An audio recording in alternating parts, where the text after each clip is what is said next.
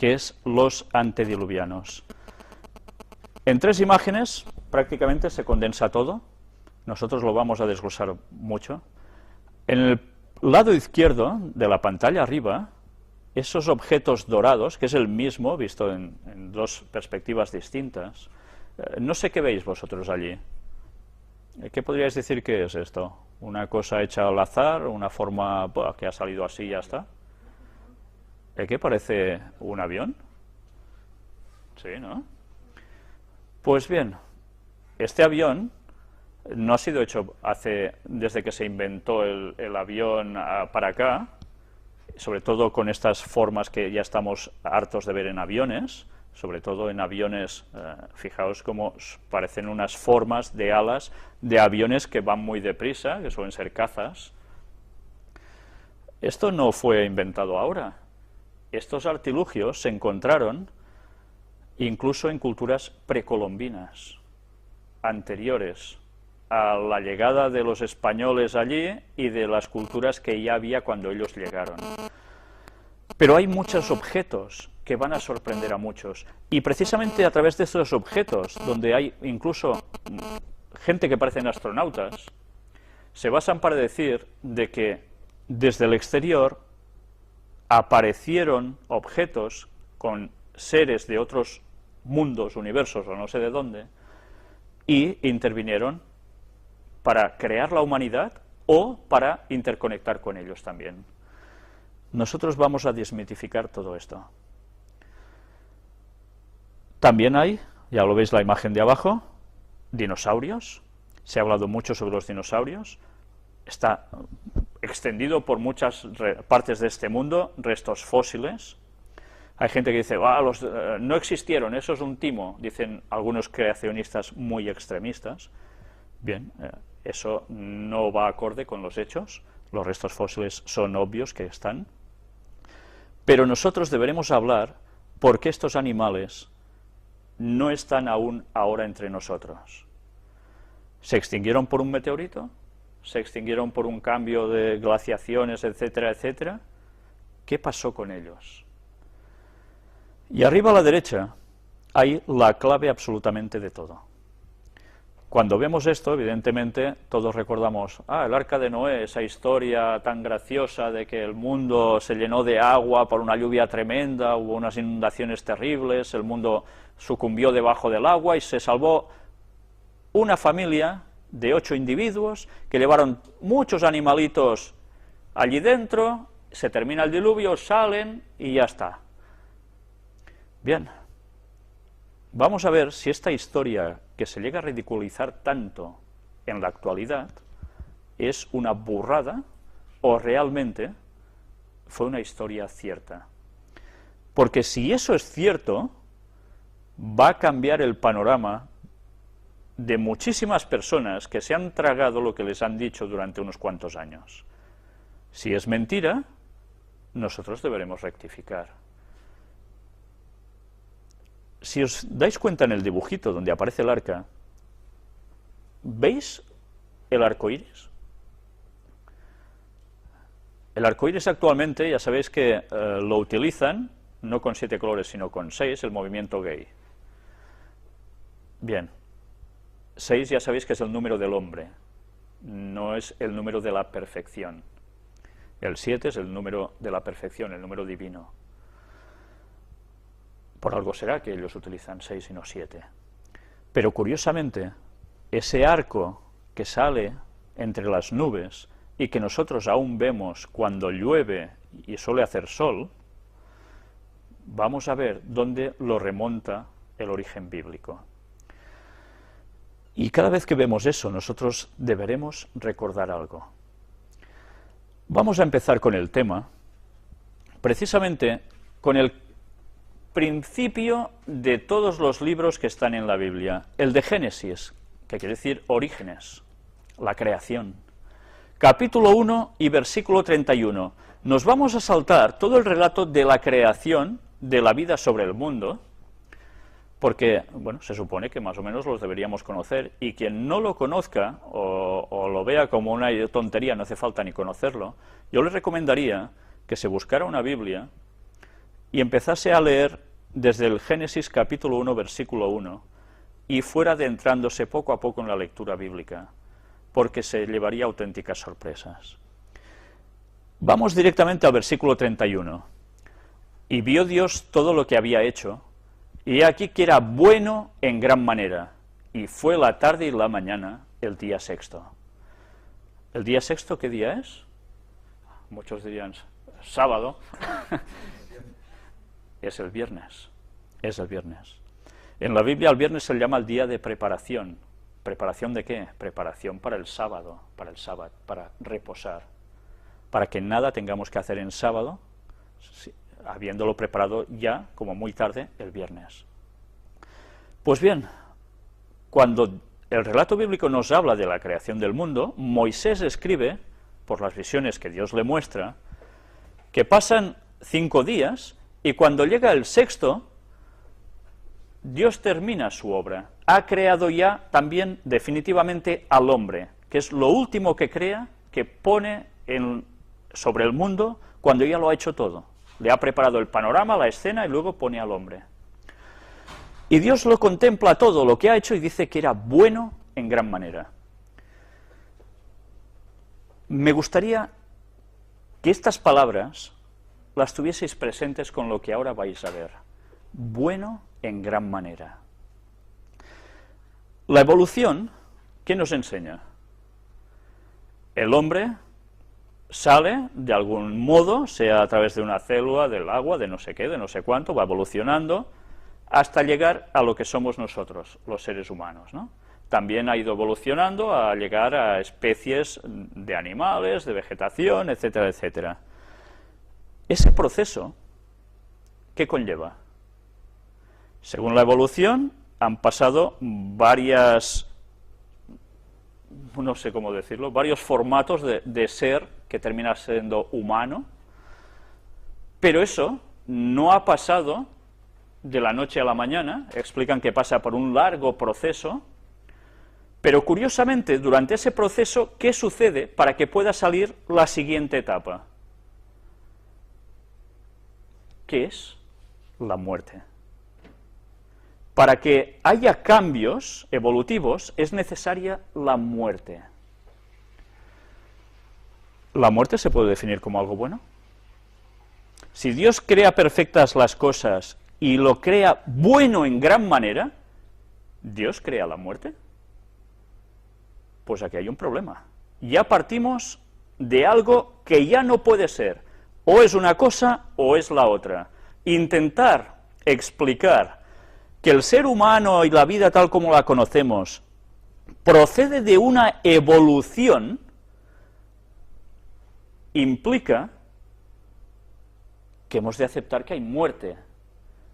Aquí Adán y Eva habían pecado. ¿Se habla de que se haya roto con los mandamientos de Dios? No, acaba de ser creado el ser humano. Aún no han pecado, todo va bien. Entonces, la Biblia nos dice, el pecado es lo que provoca la muerte. Si no pecáramos, no hubiésemos muerto. Si eso es así, ahora vamos a ver una noticia que diremos, ¿y esto cómo cuadra? ¿Sabéis? Ahora está de moda entre los cristianos, según quienes y de los que venimos hablando tantas veces en las conferencias, de que, sí, Dios crea algo que es vida, va evolucionando hasta llegar a lo que somos nosotros. Y esto que relata Génesis es una metáfora, una ilustración, un modo de enseñanza para decirnos algo. Si aceptamos eso, estamos contradiciendo lo que nos dice la Biblia y quién es Dios. Vamos a ver esta noticia de Zenit, ¿cómo no? Pontificio Consejo de la Cultura lanza documental sobre origen del hombre. 30 expertos opinan sobre la evolución, la creación y la fe. Les llaman expertos. 15 de septiembre de este año. Bajo los auspicios del Pontificio Consejo para la Cultura y como parte del proyecto Stock, acaba de ver la luz la versión trilingüe italiana, española e inglesa del DVD El origen del hombre. Se trata de una serie de 9 documentales en torno a la evolución, la creación y la fe, elaborados con el asesoramiento de profesores de la Pontificia Universidad de la Santa Cruz y de otras universidades. Recogen opiniones de más de 30 científicos, entre ellos los premios Nobel Christian de Duve y Werner Arber. Algunos de ellos son creyentes católicos, protestantes o judíos, y otros no. Estos documentales, realizados por Goya Producciones, investigan el desarrollo del universo desde el Big Bang hasta los primates, los homínidos y el triunfo del Homo sapiens. Responden a las preguntas: ¿cómo nació el universo? ¿Surgimos por azar? ¿Hubo una inteligencia que guió la evolución? Impresionante, ¿eh? Esta tercera pregunta es lo que ahora os estaba planteando hace un momento. ¿Una inteligencia que guía la evolución? O sea, Dios crea y va dejando que todo vaya sucediendo y lo va guiando hasta que salga el hombre. Y va guiando el proceso de muerte. Caray, vaya Dios tenemos. El premio Nobel Christian de Duve afirma que la teoría de que el mundo es eterno, inventada por Fred Hoyle, demostró ser falsa, y tuvo razón su maestro Lemaitre al descubrir la teoría del Big Bang, la explosión que dio origen al universo. El profesor belga Michel Jeans cree que la teoría de los universos múltiples fue ideada para escapar a la hipótesis de que Dios creó nuestro mundo. Pero esto no es una escapatoria, porque es imaginable que Dios Todopoderoso crease esta profusión de múltiples universos. Interesante lo de los múltiples universos, que ahora se está hablando mucho. Estoy preparando un tema precisamente donde vamos a tratar de esto, y con textos bíblicos y citas del Espíritu de Profecía que nos van a dejar pasmados a más de un creyente mismo, de cosas que a veces no somos conscientes y que están relatados ya en la Biblia. Pero bien, eso va a ser otro tema. Ya os he dicho tantos temas que hemos de tratar que... Madre mía. Para el profesor italiano Evandro Agazzi, el azar no explica la existencia del mundo. Los que creen explicarlo todo a partir de alguna ciencia positiva caen en una actitud reduccionista anticientífica. El profesor de Boston, Thomas Glick, cree que estos fundamentalistas del materialismo se fabrican una especie de religión o metafísica, pero nadie confunde esto con ciencia. Para el profesor Arana, de la Universidad de Sevilla, nunca hubo oposición entre fe y razón, pero siempre hubo oposición entre dos fes, la fe cientista, por decirlo así, y la fe religiosa.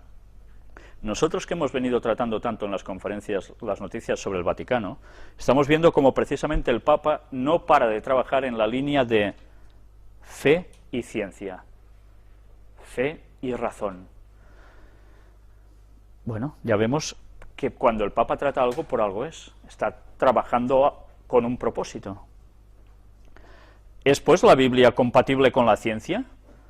El premio Nobel suizo Werner Arber responde: yo puedo leer en el Génesis, al comienzo del Antiguo Testamento, que el mundo fue creado en varios períodos. Interesante, en varios períodos. Y para mí esos varios períodos son precisamente evolución. ¿La Biblia verdaderamente habla de períodos? La Biblia habla de días literales. En el hebreo la palabra que se utiliza para día es de día literal, 24 horas. No de periodos evolutivos de 1000 años o de a saber cuánto.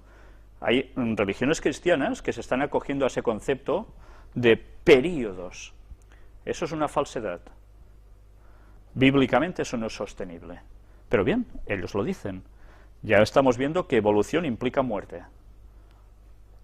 En opinión del investigador holandés C.S. Dekker, el método de la ciencia por sí mismo no es cristiano ni es ateo. Ciencia y religión no están en conflicto.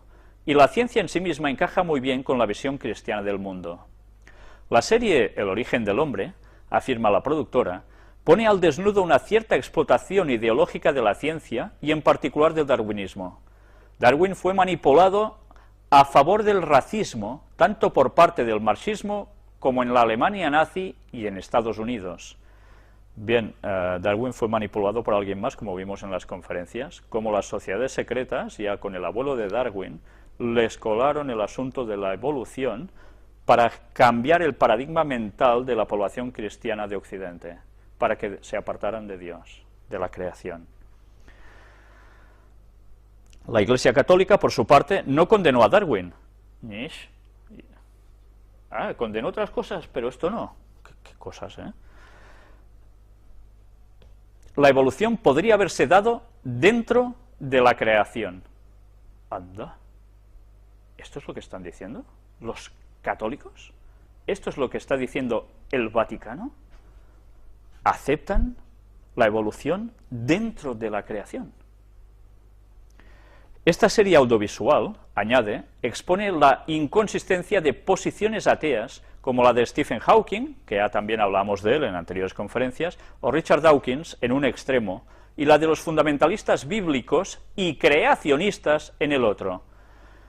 Interesante cómo se les tilda a los que siguen la Biblia y creen en la creación, fundamentalistas bíblicos. Estos son fundamentalistas. La palabra fundamentalista, automáticamente, ¿a qué nos está llevando? A través de la asociación de conceptos que nos están transmitiendo por los medios de comunicación. ¿Cómo le llamáis a los islamistas radicales? Fundamentalistas. Ahora, a los creacionistas, a los que siguen lo que Dios hizo tal como fue, estos son fundamentalistas. Descrédito sobre ellos. Son gente que genera mal rollo. Por tanto, veremos hasta qué punto somos tolerados. Concluye que no es científico negar lo sobrenatural. La ciencia natural no capta lo que cae fuera de la esfera material. Esta nueva versión del DVD ha contado con una ayuda, ¿sabéis de quién? De la John Templeton Foundation y de otros patrocinadores. En Italia la distribuye Difusione San Paolo bajo el título L'origen dell'uomo. ¿Quién dice que ayuda a esto? John Templeton Foundation. Vamos a tirar un poco del hilo, a ver qué nos sale. Muere el creador de la Fundación Templeton. Sir John Templeton creía que la ciencia del siglo XXI ayudaría a entender a Dios. Sir John Templeton falleció la semana pasada a la edad de 95 años, como consecuencia de una neumonía. Atrás ha dejado una larga vida dedicada a los negocios y a la filantropía. Yo no sé si esto os empieza ya a sonar a algo. Hemos visto grandes personajes tipo Rockefeller y demás, que curiosamente todos son dedicados al mundo de los negocios y filántropos también, porque son muy buena gente y ayudan mucho a los demás. Y hemos ido viendo hasta ahora que normalmente estas personas pertenecían a ¿qué cosas? Sociedades secretas, trabajando conjuntamente con el Vaticano, con jesuitas y demás. Bien, vamos a ver, no anticipemos, vale. El premio John Templeton, destinado a los investigadores en las realidades espirituales, que es el premio más cuantioso del mundo, y la fundación que lleva su nombre, desde la que se ayuda a científicos y pensadores de todo tipo de disciplinas, son sus principales legados. La finalidad de todo este esfuerzo, resolver las grandes cuestiones de la vida. Para Templeton poco se podía saber de Dios a partir de la Biblia. Anda. Es que es para reírse, ¿eh? Poco se podía saber de Dios a partir de la Biblia. Pues apaga y vámonos. Porque si nosotros conocemos a Dios es a través de la Biblia. Pues bien, primer punto ya, patam. Pero la ciencia del siglo XXI podría revitalizar este conocimiento. A través de la ciencia nos va... Vale, vamos a ver. Hemos de ver a través de qué ciencia, claro. La Fundación John Templeton anunciaba recientemente la muerte el pasado 8 de julio de Sir John Marsh Templeton, creador de dicha fundación. Afectado de una neumonía, el señor Templeton falleció a la edad de 95 años tras dedicar durante las últimas décadas su fortuna a la Fundación John Templeton, creada para tratar de resolver las grandes cuestiones de la ciencia, la religión y el sentido de la existencia humana. ¡Qué forma de malgastar dinero! Madre mía. Claro, si se deja la Biblia ya se pueden ir gastando ese dinero. John Templeton fue un gran hombre de negocios, pionero en inversiones financieras, que al mismo tiempo mostró siempre un gran interés por el conocimiento. De hecho, el lema que creó para su fundación fue: «Qué poco sabemos, qué gran deseo de aprender. Nacido en Tennessee, amasó una enorme fortuna y donó cientos de millones de dólares al fomento de la comprensión de lo que él llamaba las realidades espirituales. Vosotros amasáis grandes fortunas trabajando, ¿verdad? Vendiendo cupones, yendo a la oficina, pintando en algún lugar. ¿Sí? Bueno. Pues bien, hay personas que, mira, tienen suerte en la vida, tú, y suben como la espuma. ¿Qué cosas? Bien. Premio Templeton. Su carrera comenzó en Wall Street. ¡Ay, madre! Será que no hemos tratado de Wall Street también en las conferencias, ¿no? Como precisamente los jesuitas están detrás de Wall Street en todas las maniobras de bolsa. Perfecto. En el año 1937, y lo llevó a crear uno de los mayores y más exitosos fondos de inversión internacionales.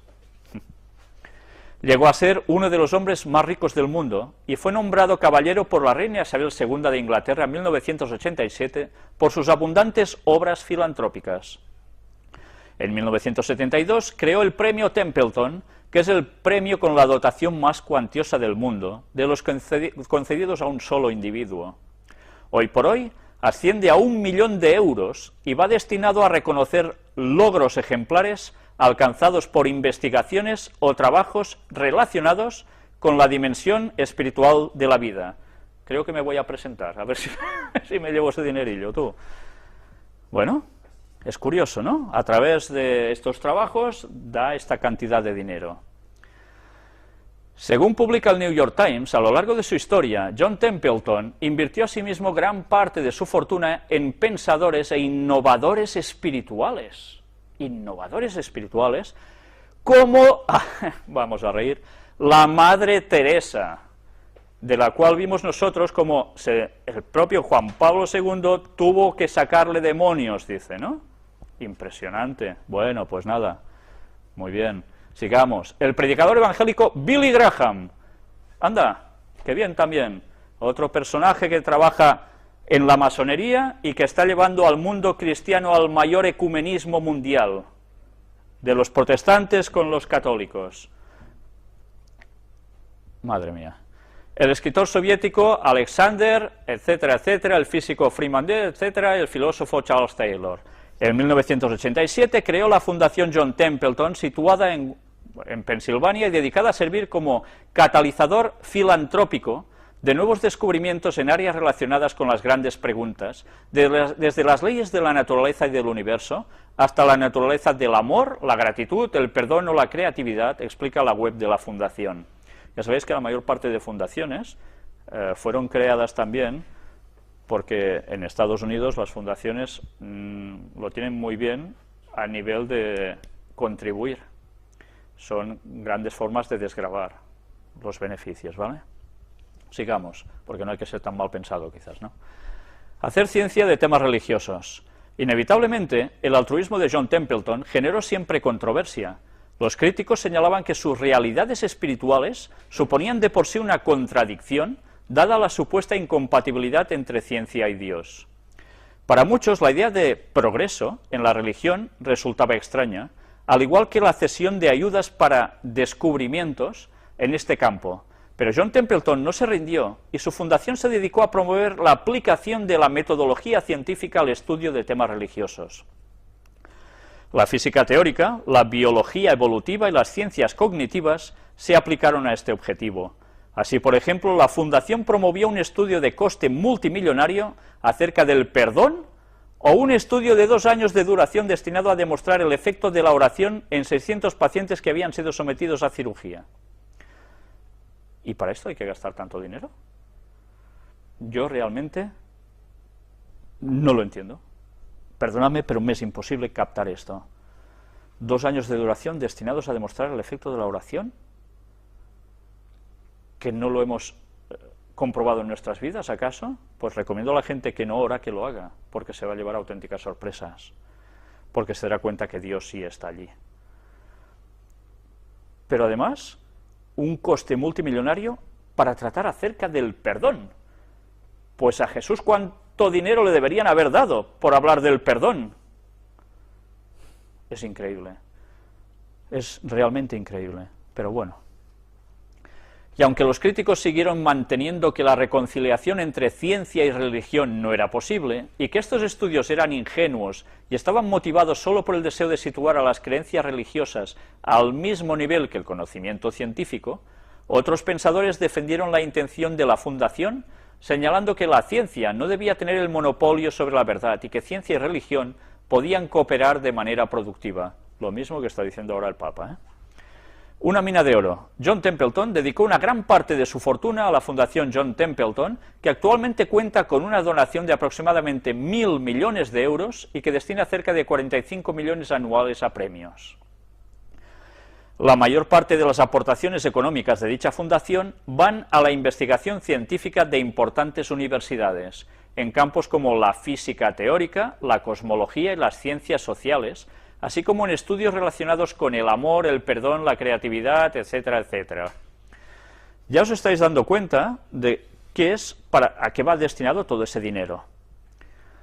La Fundación también apoya y fomenta el diálogo abierto e informado entre científicos y teólogos para encontrar respuestas a esas grandes cuestiones que preocupaban al hombre de negocios desde los diversos campos de investigación. Es curioso que incluso, antes me lo he saltado, dice que ese dinero va destinado a la naturaleza y el origen de las creencias religiosas. ¿Hace falta destinar tantos millones para saber el origen de las creencias religiosas? Es muy fácil. Nosotros lo vamos a ver gratis en las conferencias porque la Biblia nos lo explica. Y eso está gratis al alcance de todo el mundo. Pero bien, se ve que hace falta destinar millones para eso. Templeton, que fue presbiteriano, señalaba que se podía conocer relativamente poco de Dios a través de las Escrituras y de la teología actual, pero que las revelaciones científicas podrían convertirse en una mina de oro para la revitalización de la religión en el siglo XXI. Es interesante esto. Los conceptos que nos está vendiendo el papado ahora son las mismas palabras que estaba utilizando más o menos este señor. A través de la ciencia, trabajando conjuntamente con la religión, van a mostrar también al mundo que precisamente eso puede ir junto y cambiar el paradigma mental de la sociedad para dar soluciones. Curioso cómo todo coincide. Bien, aquí hay toda la biografía de este señor. Ya veis algo muy curioso también. No sé si sí, aquí lo encontramos. Precisamente asistió a la prestigiosa facultad de Yale. Curioso, ¿eh? La famosa Universidad de Yale de la que tanto hemos venido hablando, sede de sociedades secretas como los Skull and Bones, y de otra a la cual, curiosamente, este señor pertenecía. Y eso está en su historia. Pues bien, una vez más nos damos cuenta de cómo sociedades secretas están trabajando conjuntamente con el Vaticano para hacer lo que ellos quieren. El IU, sociedad secreta. Esta es a la que este señor pertenecía. Si vimos como de los Skull and Bones estaban precisamente los Bush, estaba Kerry, pues en esta otra estaba este señor y otros que también han llegado a lugares importantes en la nación norteamericana. Es curioso, ¿eh?, cómo se apoyan entre ellos para subir y cómo trabajan conjuntamente por detrás con el Vaticano. Pues bien, aquí tenéis todo esto, yo me lo salto para no alargar más sobre el tema. Creo que hacía falta empezar a mostrar quién está trabajando conjuntamente con el Vaticano para conseguir sus objetivos, y aquí lo habéis tenido. Y ahora, antes de poder profundizar en el tema, empezar a mostrar pruebas de las existencias de antediluvianos, etcétera, etcétera, nos vemos obligados a tener que recurrir al texto bíblico para que nos diga la Biblia su versión de todo esto, para poder comprobar si lo que dice son tonterías o no. Antes os he dicho algo muy interesante, y que cuando una persona lee la Biblia por primera vez, dice, ¡buah, qué rollo!, y me lo salto. Lo comprendo, porque puede ser un poco pesado, pero esa era la clave para poder tener un origen del pueblo judío. de dónde partía el pueblo judío. Y no solo el pueblo judío, sino también toda la humanidad. En Génesis capítulo 5, precisamente se habla de los árboles genealógicos por generaciones, desde que Dios crea a Adán hasta un cierto momento. Y no termina allí. Posteriormente, en otros libros también bíblicos, aparecen genealogías posteriores a las que vamos a ver aquí. Pero esas son posteriores al diluvio. Nosotros vamos a coger solo el tema de hasta el diluvio. Vamos a empezar a leer. Bueno, os he dicho que podía resultar pesado porque hay mucha lectura, pero me gustaría que mientras vayáis leyendo conmigo o me vayáis escuchando, vayáis reteniendo las edades de estos señores. Hay personas que cuando leen esto dicen, anda ya, esto no me lo trago. Bien, deberemos mostrar cosas para que esto se lo traguen. Vamos a empezar leyendo. Génesis 5 a partir del versículo 1.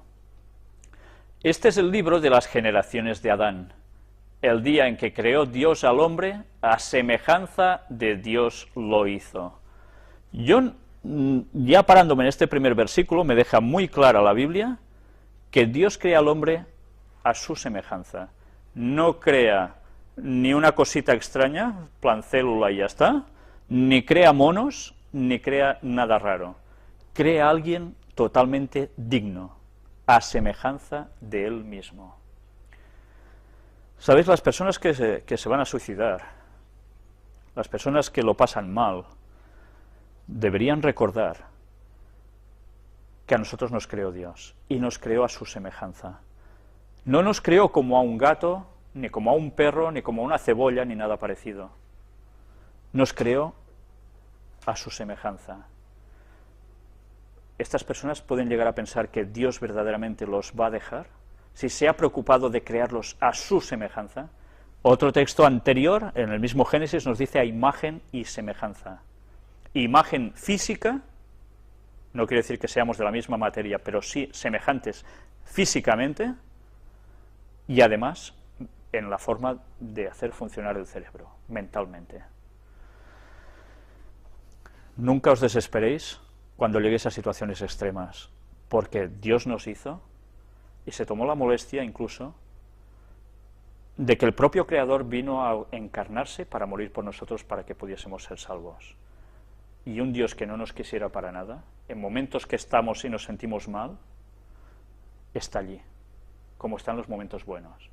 Pero sabed que orando podéis recurrir a Él, porque Él sigue estando por nosotros. Vamos a seguir avanzando. Varón y hembra los creó, y los bendijo, y llamó el nombre de ellos Adán, el día en que fueron creados. Y vivió Adán 130 años, y engendró un hijo a su semejanza, conforme a su imagen. Interesante ver cómo cuando Dios crea al hombre utiliza estas palabras, y cuando Adán tiene un hijo, se utilizan las mismas. Y después de estos 130 años tiene un hijo, y llamó su nombre Set.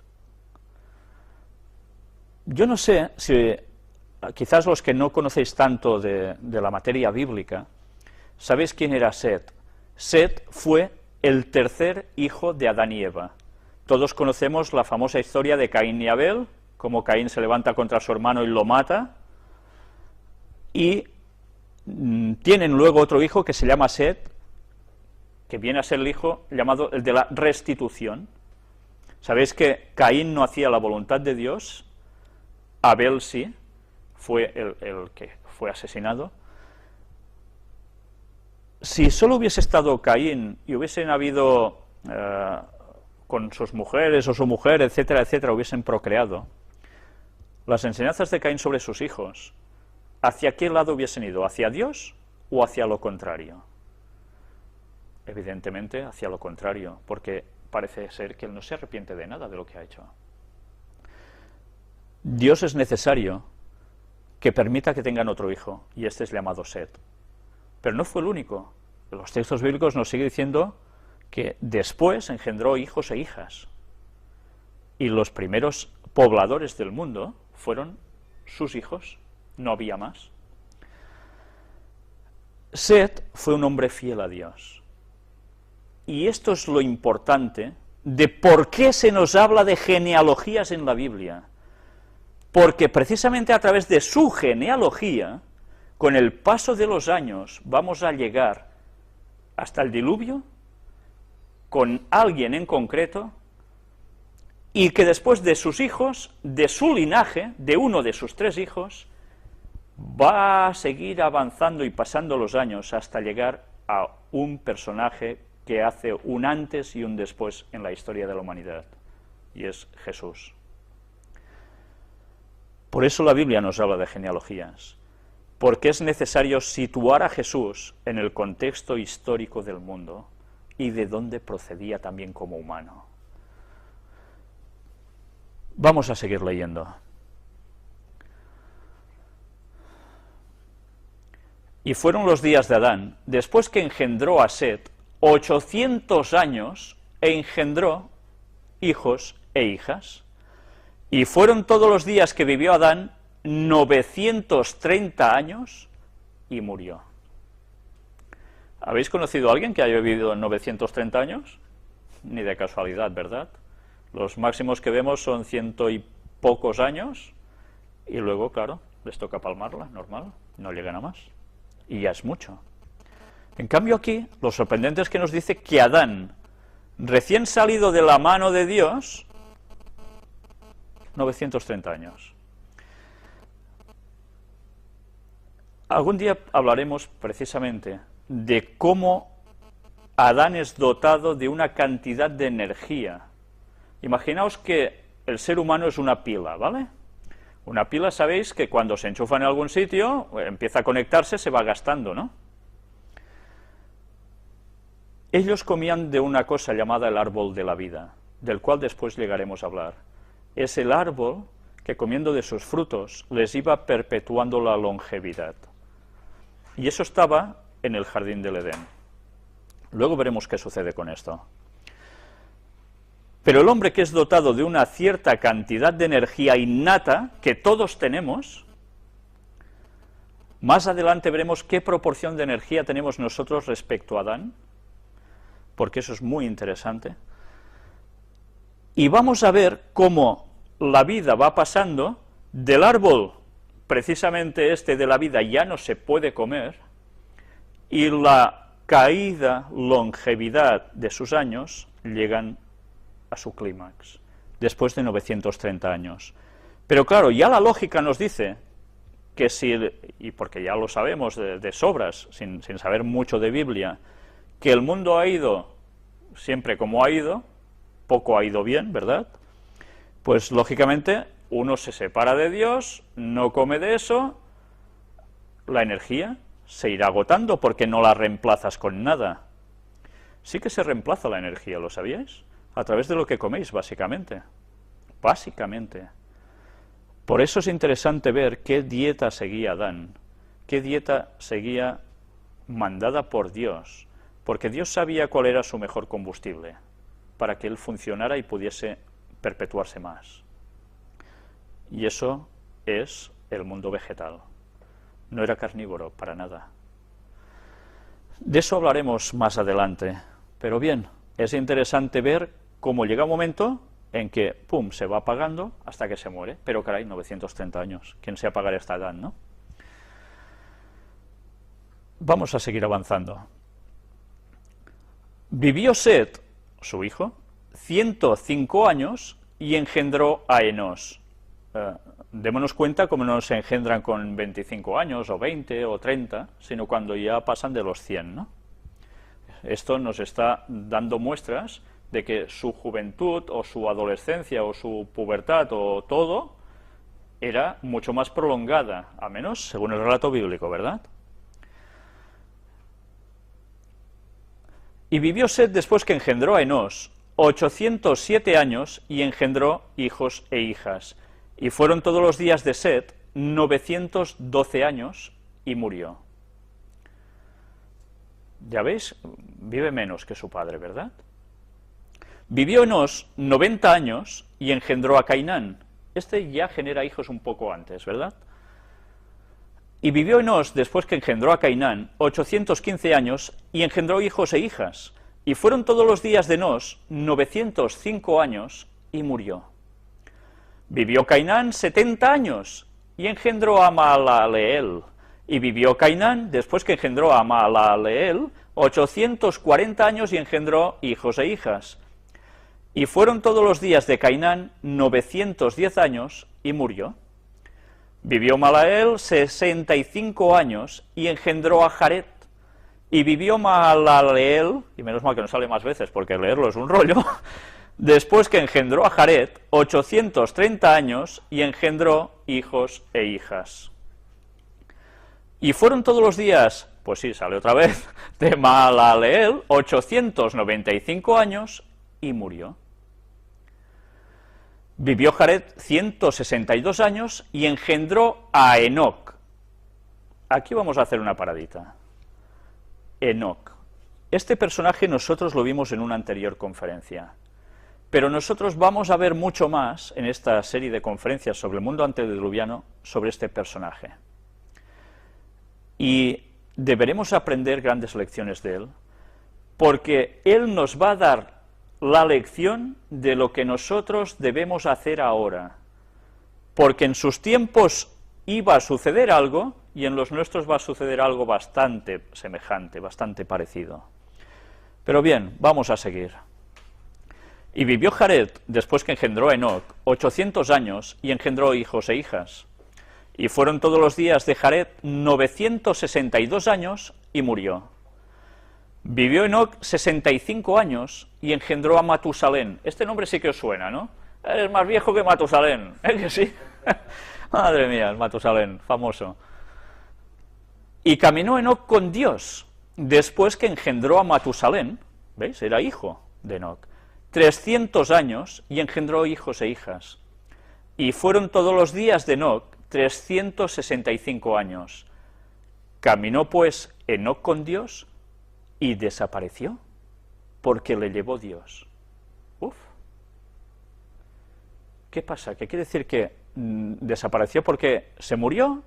¿Se lo lleva Dios al cielo porque está muerto y en alma se lo lleva y tal? ¿Es eso lo que nos dice el texto? No. Más adelante iremos viendo qué le sucede a Enoc. Pero ya nos damos cuenta enseguida que es bastante distinto al resto de personajes, porque nos da una descripción de cosas que le suceden que a los otros no nos dicen nada. Vivió Matusalén 187 años y engendró a Lamec. Y vivió Matusalén después que engendró a Lamec 782 años y engendró hijos e hijas. Fueron pues todos los días de Matusalén 969 años y murió. Y ahí tenéis el récord Guinness de años. Este señor es el que ha vivido más años en la historia de la humanidad, 969 años. Y podréis decir, ¿y cómo es que él, que ya no es de la misma generación que Adán, evidentemente, porque Adán fue el primero, viva pues bastante más aún que el propio Adán? La Biblia nos va a dar una explicación a eso. Y los escritos de Ellen White nos lo van a terminar de aclarar por si no lo hemos pillado. Pero ya veis la edad que vivió este señor, casi nada. Vivió Lamec 182 años y engendró un hijo, y llamó su nombre Noé.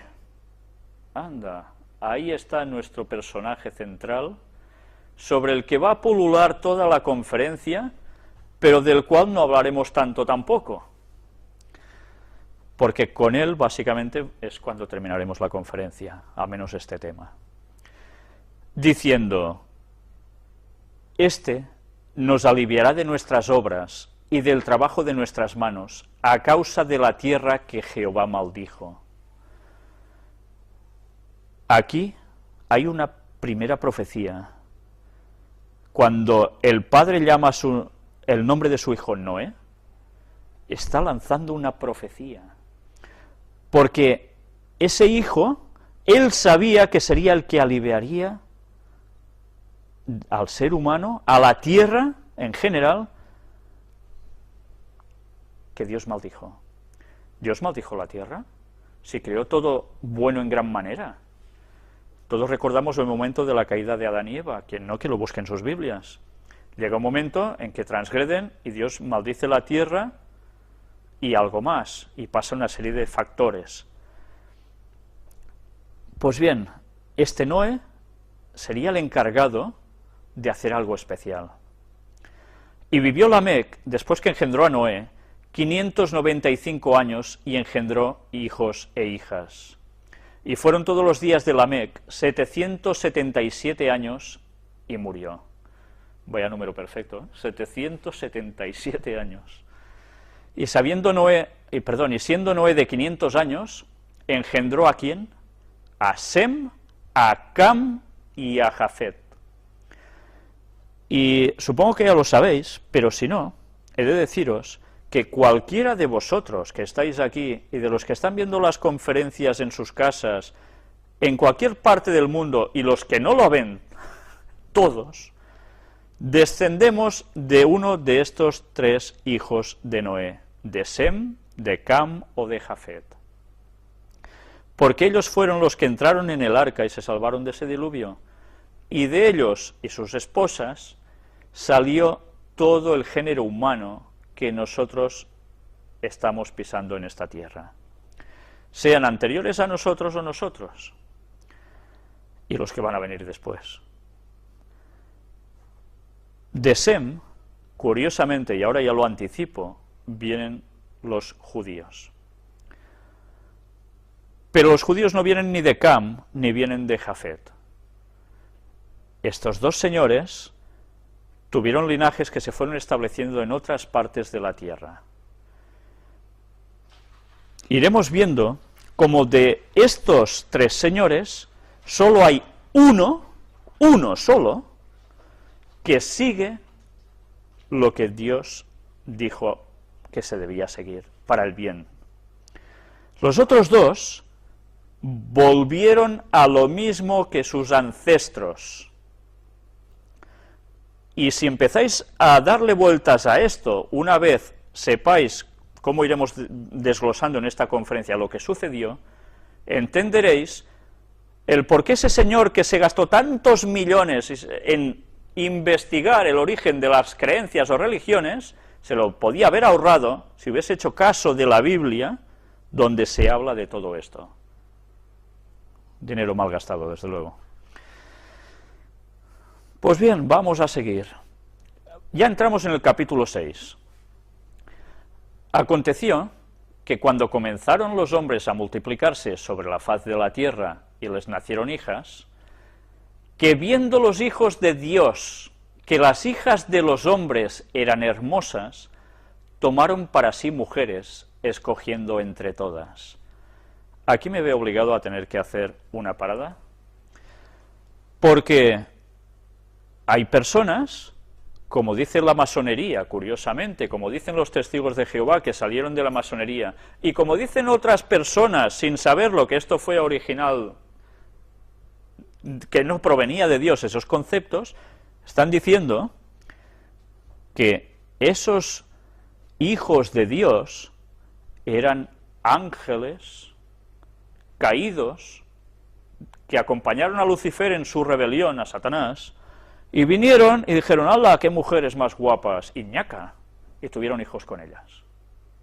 Y de allí salen, pues, personajes que son llamados Nifilims, gigantes, y que estuvieron por la tierra.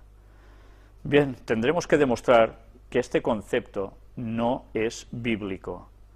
Guste o no guste, pero no es bíblico. Pero deberemos tener tiempo para demostrar eso. Todo llegará. Tened paciencia. Y dijo Jehová, no contenderá mi espíritu con el hombre para siempre, porque ciertamente él es carne, mas serán sus días 120 años.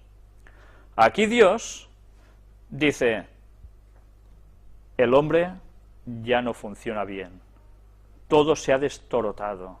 Lo que él había creado perfecto, ahora de perfecto poco le queda ya, porque el ser humano lo ha estropeado todo. Evidentemente instigado por Satanás, que es el que estaba detrás, y sus ángeles caídos, aunque no hicieron eso que allí pone, pero bien. Y Dios dice que sus días serían 120 años. No está diciendo que el hombre viviría un máximo de 120 años solo, no se está refiriendo solo a esto, no. Se está refiriendo a que a partir de ese momento al ser humano le quedaban 120 años, porque luego pasaría algo, el diluvio. Tenían 120 años para cambiar, tenían 120 años para volver a Dios y hacer las cosas bien. El hombre no hizo caso. Pero bien, vamos a seguir avanzando. Había gigantes en la tierra en aquellos días, y también después que se llegaron los hijos de Dios a las hijas de los hombres, y les engendraron hijos. Ya es muy fácil darse cuenta cómo esa interpretación que antes os he dicho es una auténtica locura. Porque los gigantes estos, que dice, estos fueron los valientes que desde la antigüedad fueron varones de renombre, hablaremos qué quiere decir cuando dice varones de renombre en su momento. Ahora solo os aclaro una cuestión. ¿Cuándo había gigantes en la tierra? ¿Después que esos ángeles caídos se juntaron con las mujeres guapas y tuvieron hijos? ¿Esos hijos fueron los gigantes consecuencia de esto? No, el mismo texto nos lo está desmintiendo. Leamos, sencillamente eso, leamos. Había gigantes en la tierra en aquellos días, y también después que llegaron los hijos de Dios a las hijas de los hombres. O sea que ya había gigantes en la tierra. Eran gigantes todos, porque veremos como esa gente no tenía nuestra altura ni de risa. Y eso debemos tenerlo claro para no caer en malas interpretaciones bíblicas que nos están colando por todas partes. Los hijos de Dios, antes os he hablado, ¿quién seguía? ¿Qué linaje seguía? ¿Por qué hay los árboles genealógicos? ¿Quién seguía la voluntad de Dios de todos esos hijos que Adán tuvo?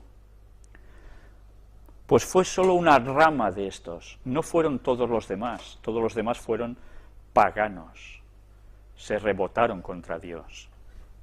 Solo hubo una línea de ellos que seguía a Dios, y esos eran los llamados hijos de Dios. Hay personas que dicen, bueno, es que los hijos de Dios también se habla en el libro de Job, que aparecen delante de Jehová junto a Satanás como representante de este mundo, y esos son gente de otros mundos o son ángeles. Sí, son gente de otros mundos, no son solo ángeles, no.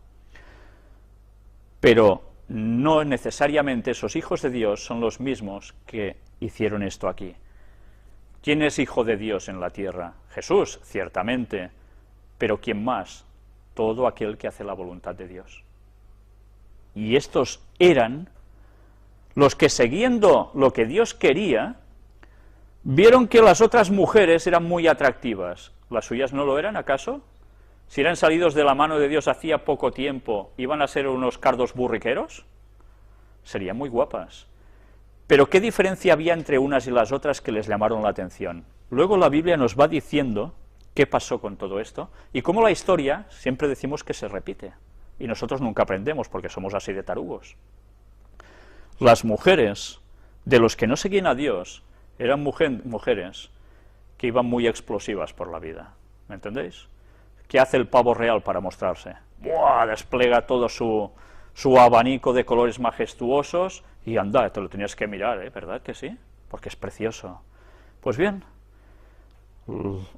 el pueblo de Dios, sus mujeres deberían ser personas sencillas, sin revoloteos maraposaicos, y deberían ser gente normal, porque su verdadera belleza estaría en el corazón. Eso no quiere decir que uno no tenga que cuidar su aspecto físico, pero la otra era la provocación. Y nosotros debemos aprender de la historia que nos va diciendo la Biblia, que como el pueblo de Dios se descarrió posteriormente también, y hablo ahora de post-diluvio, porque las mujeres de los otros iban en plan sex symbol, provocando. Y se juntaba músicas, tamboriles, mucha marcha, no sé qué, lo mismo que sucede ahora. Y el pueblo de Dios era seducido, y así entraba la idolatría y así se terminaba todo. Y la historia siempre se va repitiendo y nunca aprendemos de eso. Eso sucedió ya en los orígenes del hombre. Y pasó lo que pasó. Y vio Jehová que la maldad de los hombres era mucha en la tierra. No dice que había algún malillo. No, no, era mucha en la tierra. Y que todo designio de los pensamientos del corazón de ellos era de continuo solamente el mal. Era de continuo solamente el mal. No pensaban una de buena. ¿Puede ser que se llegue a ese punto? Pues sí, sí puede ser. Y más adelante hablaremos también de esto. Y se arrepintió Jehová de haber hecho hombre en la tierra y le dolió en su corazón. Hay gente que cuando dice, pues que Dios, que se arrepiente, ¿no? Pues este Dios es tonto, ¿qué es? Esto ni es Dios ni es nada. Pensemos que estamos hablando en un lenguaje humano, para que nosotros podamos entender. Arrepentirse, en este caso, implica que Dios lo hizo todo perfecto, pero todo se pifió. Y a él le dolió lo que pasó. Y se arrepintió de haberlo hecho y quiso poner borrón y cuenta nueva. Él no se arrepintió como nos arrepentimos los humanos, pero qué forma de poder describir ese sentimiento de que hay que cambiar las cosas, sino a través de un arrepentimiento. Bien, nosotros a veces, pensad que los profetas escriben en lenguaje humano, no escriben en lenguaje angelical, ni en lenguaje divino. Escriben según sus propias palabras lo que ellos expresan, lo que han visto en visión, y dan a conocer sus conceptos como bien pueden, y eso debemos tenerlo presente siempre. Y dijo Jehová, raeré de sobre la faz de la tierra a los hombres que he creado, desde el hombre hasta la bestia, y hasta el reptil, y las aves del cielo, pues me arrepiento de haberlos hecho. Y podemos pensar, ¿y qué culpa tenían estos animalitos de que también la tengan que palmar? Algo pasó, que hizo que Dios tuviese que tomar este sentido tan estricto. Cuando nosotros leemos estos textos, podemos pensar, ¿qué Dios más malo? Cuando nosotros sepamos qué pasó, entenderemos que no había otra solución. Todo lo iremos viendo, porque a veces los textos nos están ya dando a entender cosas que si nosotros no terminamos de encajar con más detalles, estamos perdidos. De ahí que la investigación de la palabra de Dios debe ser algo muy riguroso y muy profundo, porque si no, no nos vamos a enterar de nada. La Biblia se ha dado, normalmente, escrita de un modo, para que nuestras mentes se centren en algo y se amplíen con ese estudio. Porque la mente humana debe crecer, no debe ser aborregada. Los medios de comunicación, cuando ponéis la tele, ¿qué programas veis? Culturales todos, ¿verdad? Impresionantes. ¡Buah! Nos llenamos de una cultura, nuestras mentes crecen, ¡buah! Somos ya... ¡uf! No, no, nos ponen programas de idioteces continuas y nuestra mente, ¿en qué se centra? En eso, en imbecilidades. Por tanto, nuestras conversaciones, ¿qué van a ser? Hay un texto bíblico que dice, del corazón mana la boca. Lo que tenemos aquí es de lo que vamos a hablar. De lo que es nuestro pensamiento central es lo que vamos a divulgar a los demás. ¿Va a ser del Evangelio? ¿O va a ser de que, mira, ya se le puso los cuernos y el otro no sé qué, y jaja? Esas estupideces son las que están llevando al mundo a ser el mimetismo de lo que están viendo. Y nuestros cerebros, que funcionan como esponja, se empapan de eso y llegamos a ese nivel. Y no, ahora sí que puedo utilizar la palabra, y no evolucionamos a más, ¿vale? Sino todo lo contrario, nos aborregamos. ¿Y a eso no le damos importancia? Pues así va nuestro país y van tantos otros, y más que van a ir. Por eso había unos que seguían a Dios y otros que no. Y nos vamos a quedar bastante perplejos cuando veamos qué hacía esa gente, porque veréis qué extraordinario paralelismo con nuestros días. Y hay unos textos bíblicos que son una advertencia que nos dicen, como en los días de Noé, así será cuando el Hijo del Hombre vuelva. si nosotros conocemos qué hicieron ellos, sabremos cuándo va a venir Jesús aproximadamente. La historia se va a repetir. Pero Noé halló gracia ante los ojos de Jehová. Ah, porque él sí, porque era más simpático, era el más mono. No, porque él hacía la voluntad de Dios. Estas son las generaciones de Noé. Noé, varón justo, era perfecto en sus generaciones. Con Dios caminó Noé. Y engendró Noé 3 hijos, a Sem, a Cam y a Jafet. Y se corrompió la tierra delante de Dios, y estaba la tierra llena de violencia. ¿Cómo está nuestra tierra actualmente? Llena de paz, ¿verdad? Llena de tranquilidad y sosiego. La tierra llegó a estar llena de violencia. Luego leeremos escritos de Ellen White impresionantes describiendo esas situaciones. Pero desde luego ya viendo eso nos damos cuenta de que precisamente bien las cosas no iban.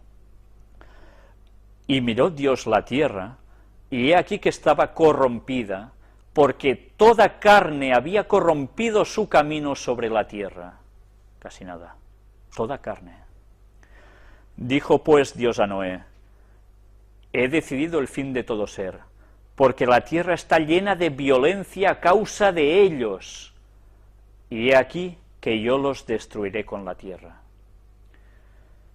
¿Sabéis? Cuando uno va leyendo la Biblia y va conociendo a Dios en profundidad, no esas primeras sensaciones que a uno le pintan y que dice, oh, qué Dios más malo, que se los cargaba a todos y no sé qué, no. Cuando uno profundiza de verdad y se da cuenta del porqué de las cosas, y ve claramente el carácter de Dios en la manifestación de Jesucristo en la tierra, se da cuenta que ese Dios es realmente, increíblemente bueno.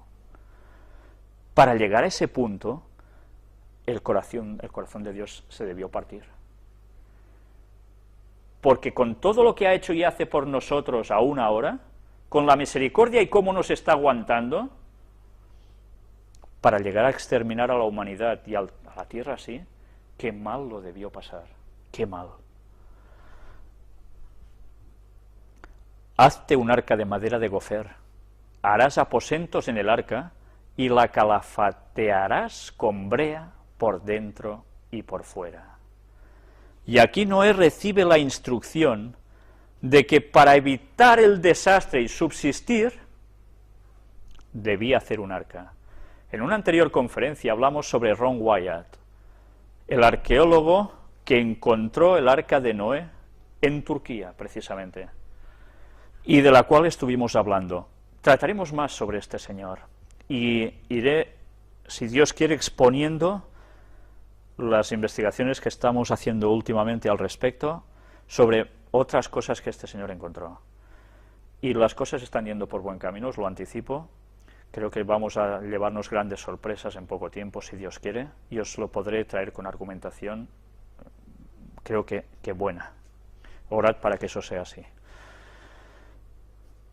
Yo no voy a leeros más textos bíblicos, porque nosotros no llegaremos al momento ya del diluvio y lo que pasa después, porque nos vamos a quedar precisamente hasta el momento cuando va a caer el diluvio. Porque lo que ahora nos atañe a nosotros es descubrir qué situación había en ese mundo que al fin del tiempo se va a repetir y que Jesús volverá precisamente por ello. Haciendo un poco de resumen conceptual de en qué años nos estamos moviendo, hemos de hablar que la creación de Dios fue aproximadamente hace unos 4000 años antes de Cristo. O sea, que el diluvio sucedió unos 2500 años antes de Cristo. Pasaron unos 1500 años entre la creación y el diluvio. Y en 1500 años el hombre pudo ser tan, no sé qué adjetivo ponerle, para llegar a ese punto de maldad que Dios tuvo que poner fin y volver a empezar de nuevo. Desde la creación hasta nuestros tiempos actuales, aproximadamente han pasado 6000 años. ¿Qué diferencia de lo que nos dice la evolución? Miles de millones de años que patín patán. La Biblia nos dice 6.000 años desde Adán hasta nosotros aproximadamente. Y recordad que Jesús viene cuando empieza el 7º milenio. 6.000 años de historia, dicen las citas, y después viene Cristo. Va a volver. Nosotros no sabemos exactamente el día, mes, año en que fue creado Adán. Hay unos momentos de cómputo que parece que se pierden, pero sabemos que aproximadamente estamos sobre ese 6.000. Y cuando empiece el 7, ese 7º milenio, el 7 es el número de la perfección de Dios. Es cuando Él va a poner punto y final durante un tiempo y va a empezar los 1000 años de paz. Que eso ya lo vimos algo de qué va a suceder durante esos 1000 años y que no van a suceder precisamente aquí. Pero bien, algo hablamos ya de eso, ya seguiremos profundizando en otro momento al respecto. Pero desde luego, lo que Dios dice, para nada está de acuerdo con todas las teorías que están pululando por este mundo actualmente. Aquí remarcaremos Génesis 6, versículo 5, y vio Jehová que la maldad de los hombres era mucha en la tierra, y que todo designio de los pensamientos del corazón de ellos era de continuo solamente el mal. La maldad de los hombres en toda la tierra, no solo en una parte. ¿Sabéis? Hay gente que dice, sí, hubo como un diluvio, una gran inundación, pero sucedió en una zona concreta del planeta. Y de allí salió el mito de Noé, que curiosamente, qué gracia, personas que viven en cualquier parte del globo terráqueo, sea de la cultura que sea, de la civilización que sea, tienen un denominador común, y es que todos tienen en sus registros que hubo un diluvio universal, y que se salvó un Señor en algo y con alguien más. Todas las culturas del mundo. ¿No os da que pensar eso? ¿Creéis que una cosa que pasó localizada en un lugar se hubiese extendido todo esto a todas partes? Es absurdo. Pero bien, eso es para que vayáis pensando, ¿no? En Génesis 6 lo volvemos a recalcar, y se corrompió la tierra delante de Dios, y estaba la tierra llena de violencia, y miró Dios la tierra, y aquí que estaba corrompida. Ya no es lo que Él habría creado, porque toda carne había corrompido su camino sobre la tierra. Toda carne. ¿Solo seres humanos? Dijo pues Dios a Noé, he decidido el fin de todo ser, porque la tierra está llena de violencia a causa de ellos, y he aquí que yo los destruiré con la tierra. La tierra estaba llena de violencia, por el ser humano y por qué más. Si nosotros leemos el registro bíblico, nos damos cuenta que en un principio los animales vivían en armonía unos con otros, no se devoraban, nadie se alimentaba de otra especie animal, sino que todos comían de lo que Dios les había dado, que era lo que había en frutos, en hierba, nada más. Cuando entra el pecado, todo se tergiversa, y empiezan las masacres entre los animales también. Qué bonito cuando vemos un documental de animalitos, y mira cómo se mueven, y qué majo, pero luego a veces nos muestran su parte que nos deja perplejos, cuando vemos cómo se devoran unos a otros, ¿no? Claro, eso no es muy bello de ver, ¿verdad? Pero es una realidad. Dios no creó el mundo así. Bueno, todo lo trataremos en su momento. Dijo pues Dios a Noé, he decidido el fin de todo ser, porque la tierra está llena de violencia a causa de ellos, y aquí que yo los destruiré con la tierra. No los destruye solo a ellos. Démonos cuenta de qué frase utiliza al final. Y he aquí que yo los destruiré con la tierra.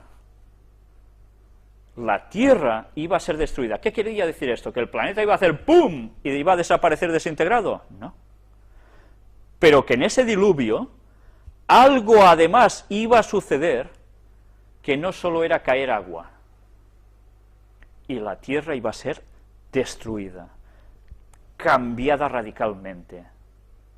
Tengamos esto presente, porque si no entendemos el lenguaje que la Biblia está utilizando ya aquí, es cuando caemos en las tonterías evolutivas de los períodos científicos que nos hablan de esta época que pasó esto, esta época que pasó lo otro.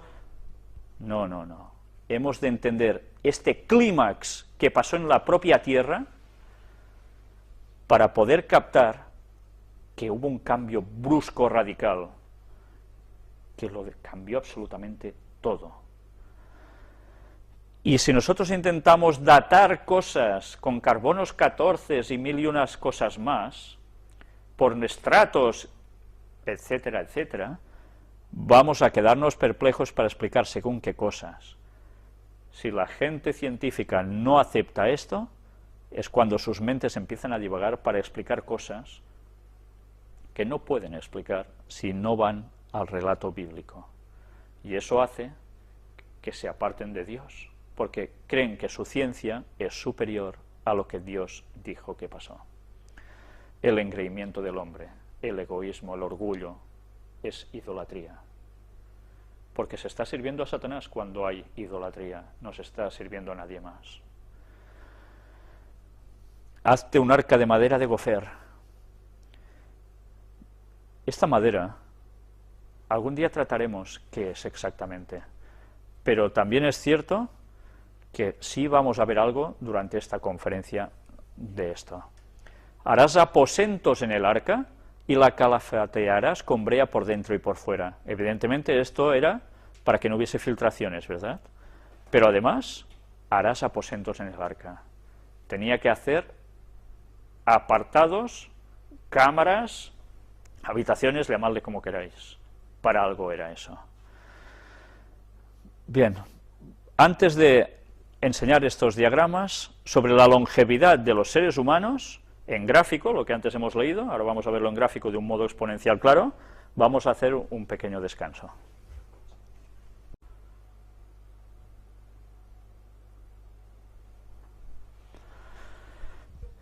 ¿Vamos a seguir la conferencia o no? ¿Sí? Vale. Pues vamos a seguir la conferencia precisamente con el diagrama de longevidad o algunos diagramas de longevidad y alguna explicación también pertinente. Aquí tenemos, como antes del diluvio, las edades de los patriarcas puestas por años en la izquierda y abajo los años desde la creación, y podemos situar a los personajes importantes, Adán, Set, Enos, Cainán, etcétera.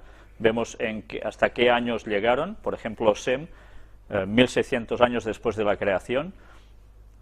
Y vamos a ver también esta otra gráfica interesante, ya postdiluvio, después del diluvio, donde vemos a partir de Sem, van pasando los años con Arfaxad, Sala, Pelé, Eber, etcétera, etcétera, hasta Abraham, Isaac, Jacob y José, el transcurso de años que suceden.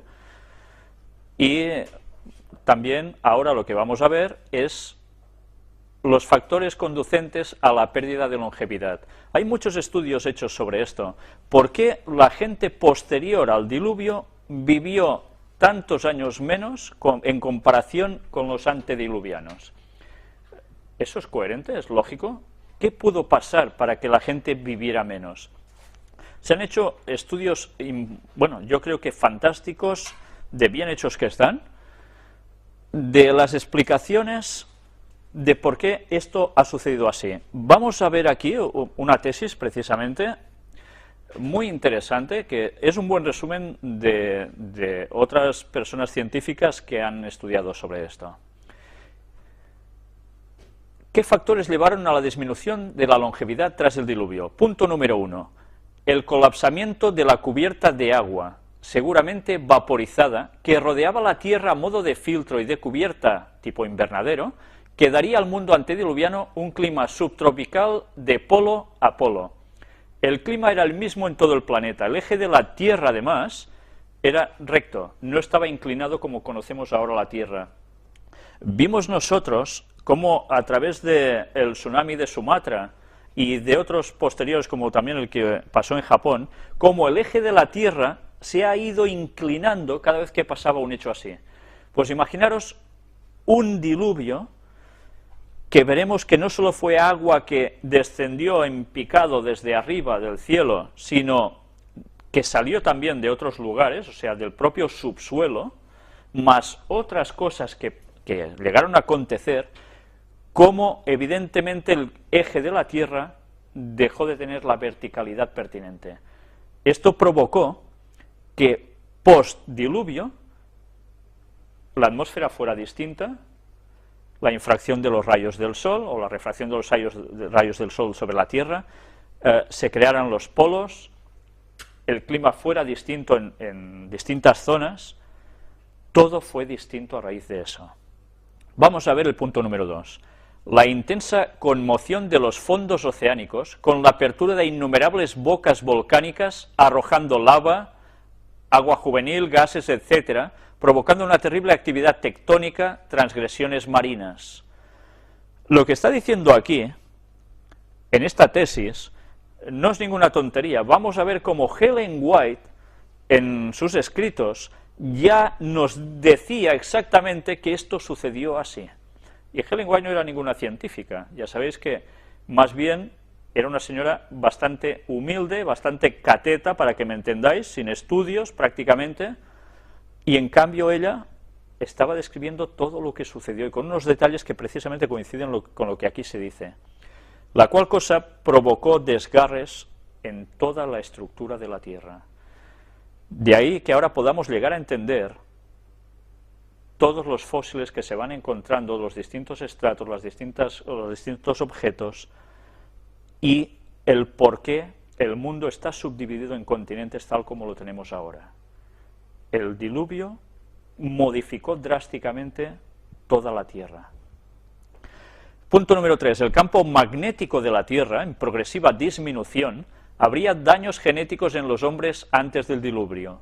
El campo magnético actúa como escudo deflector de los rayos cósmicos que inciden en la Tierra, y al ir perdiendo progresivamente su eficacia, estos rayos inciden con mayor fuerza sobre la población de la Tierra. Claro, ya afecta directamente al género humano también. En el punto número 1 nos he terminado de comentar de cómo dar la explicación aquí. La Tierra estaba envuelta por una capa atmosférica de una gran densidad de agua vaporizada, y cuando dice la Biblia que el agua se desplomó de lleno, es que verdaderamente toda esa capa que recubría la atmósfera de agua bajó como cataratas. Y claro, ellos que no habían visto llover nunca, que se estuvieron mofando de Noé porque jamás una nube descargó agua, que la Biblia dice que la tierra se regaba por un vapor que salía de ella. Imaginaros los hombres de ciencia de antaño, qué pitorreo cuando Noé dijo que iba a llover. Era científicamente imposible. Pero es que Dios es el Dios de la ciencia y de las leyes de la ciencia, y si Él quiere modificar algo, lo hace. Y el ser humano, por más científico que sea, tendrá que apechugar con las leyes de Dios tal como Él las quiere poner en su momento. Pues bien, esas cataratas que caían del cielo provenían de esto, y se juntaron con agua que salió subterránea y todas las actividades volcánicas al mismo tiempo. Esto empieza a explicar el porqué de lo que antes os decía. Punto número 4. El dióxido de carbono en la atmósfera en grandes cantidades indican que aumenta la acidez de la sangre. Un resultado de ello es una superior retención de calcio y zinc. Esto eliminaría la artritis. El efecto más importante es la dilatación de los vasos sanguíneos del cerebro y piel. Llevaría una mayor oxigenación al hipotálamo, encargado de regular el envejecimiento. Entonces, al aplicarle CO2 en gran cantidad, retardaría el proceso de madurez. Bien, ya veis, y hay aún otras explicaciones al respecto, que lo podéis ver incluso en documentales, que vale la pena ver, porque es lo que normalmente la ciencia no dice de todo esto. Vamos a ver aquí esta gráfica sobre lo que antes os hablaba de la fuerza vital.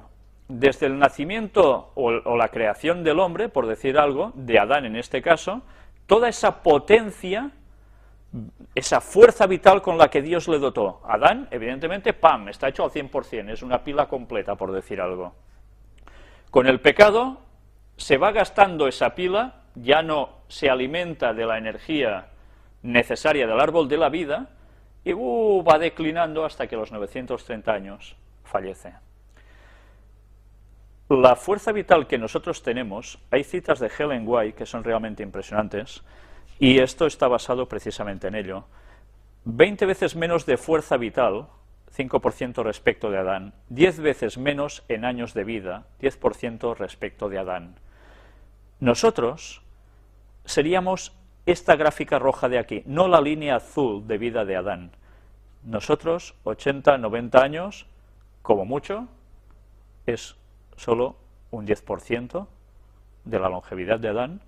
Llegamos aquí, ¡puf!, ya está. ¡Qué miseria! ¿Eh? ¡Qué miseria! Y por estos breves años que hacen ¡puf!, nos matamos a conseguir lo que sea, intentar vivir, ¡oh, venga, no sé qué! Bueno, qué burros somos, porque nosotros sí que podemos vivir esto aquí, pero es que por delante tenemos una línea que no llegará solo hasta aquí, irá ascendiendo, que será la eternidad. Y nos vamos a perder la eternidad, algo incomputable en tiempo, por querer hacer nuestras bobadas.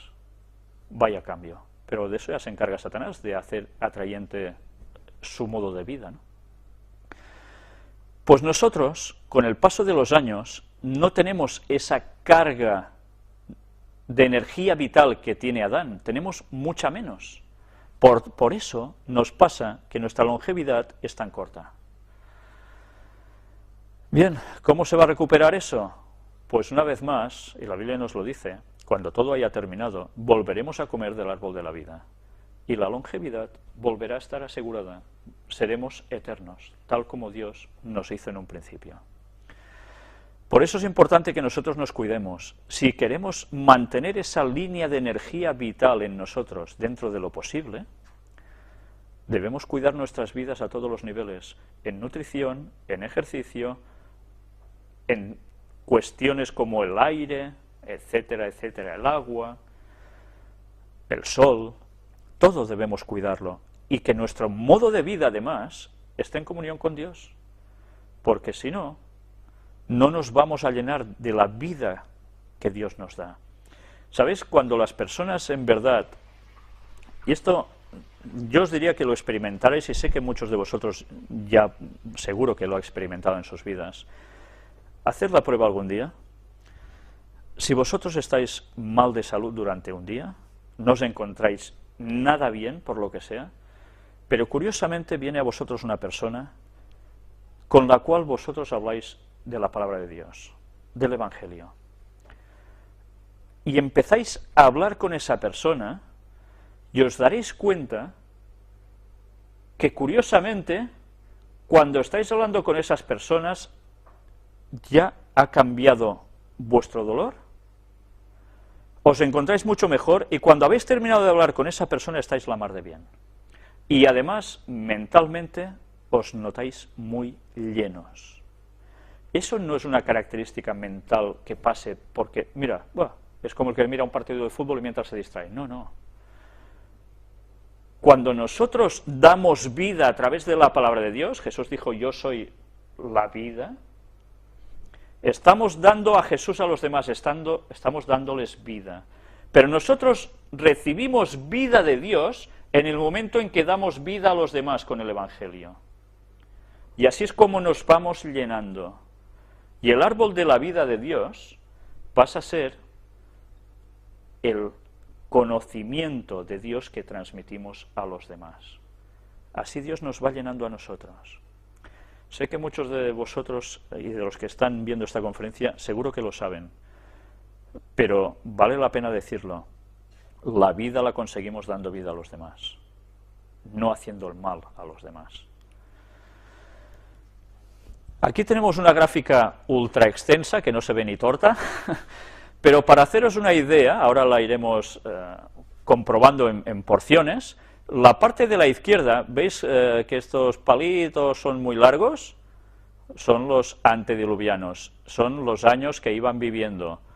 Luego estos otros del medio son los postdiluvianos. Vemos como la cosa va bajando, descendiendo, y luego pasan todos estos años hasta llegar a la derecha de todo que ¡pip!, aparecemos aquí nosotros con nuestras edades de longevidad. Aquí lo vemos más detallado: Adán, Set, Enos, etcétera, etcétera, los años que fueron viviendo y los años que fueron transcurriendo desde la historia de la humanidad. Y aquí vemos ya los postdiluvianos. En este caso tenemos a Sem. Sem sería la bisagra entre el mundo antediluviano y el mundo postdiluviano. Noé, su padre, sería uno de ellos, junto con su esposa, sus 3 hijos y sus 3 mujeres. Por eso eran postdiluvianos, pero siguieron viviendo aún bastante dentro de todo. Pero luego ya la siguiente generación, parece que se mantiene un poquillo, va bajando, y la cosa ya va rondando por estas edades. Luego pasan los años, llegamos al 2010, 2011, nuestro año, y aquí nos quedamos. Y aún gracias, y aún gracias. Pues bien, esta es la gráfica, si los ponemos a todos más o menos juntitos, con todos los patriarcas bíblicos, etcétera, etcétera. Esta es la realidad de la vida. Y ahora vamos a terminar el tema de hoy con unas citas de Ellen White. Va a ser una parte de sus citas, vamos a quedarnos a la mitad de una lectura de su libro, de un capítulo de su libro, y empalmaremos con la siguiente conferencia, el próximo día, si Dios quiere, con la continuación de este escrito y muchos más que ella produjo, precisamente mostrándonos cómo era la vida del hombre antediluviano, cuál era la situación del mundo. No vamos a partir precisamente de los días anteriores al diluvio o de esos pocos años. Tendremos que remontarnos casi al origen del hombre, para que vayamos comprendiendo cómo las cosas fueron realmente cambiando. Aquí tenéis a Ellen White, cuando ya era una anciana. Sabéis que murió a los 87 años, en 1915. Y de la cual hemos visto escritos tan impresionantes que nadie puede negar su veracidad con el cumplimiento que vemos cada día. Vamos a leer precisamente de uno de sus libros, de sus primeros libros, Patriarcas y Profetas, donde nos narra la historia desde el origen del hombre hasta una cierta cantidad de profetas, y después ese libro tiene una continuación que es Profetas y Reyes, que es la continuación de hasta prácticamente los tiempos de Jesús. Vamos a leer el capítulo 6, iremos deteniéndonos a veces mientras vayamos leyendo, como hicimos en anteriores conferencias, y nos trata directamente de Set, el tercer hijo de Adán y Eva, y Enoc, del cual antes hemos también mencionado algo. Adán tuvo otro hijo, que debía ser el heredero de la promesa divina, el heredero de la primogenitura espiritual. El nombre dado a este hijo, Set, significa señalado o compensación, pues dijo la madre: Dios me ha sustituido otra simiente en lugar de Abel, a quien mató Caín. Esto se registra en Génesis 4:25. Es interesante las palabras que aquí utiliza Eva. Simiente en lugar de Abel. Recordemos que en Génesis 3:15 se hace la primera profecía donde dice la guerra que habría entre los descendientes de Satanás y los descendientes del pueblo de Dios, o sea, los hijos que no siguen lo correcto y los que siguen lo correcto, hasta llegar al Mesías, donde hay el gran conflicto y donde se decide la suerte de toda la humanidad de todos los tiempos. Es muy importante conocer que Jesús venía de la simiente precisamente de Set. Set aventajaba en estatura a Caín y Abel, y se parecía a su padre Adán más que sus otros hermanos.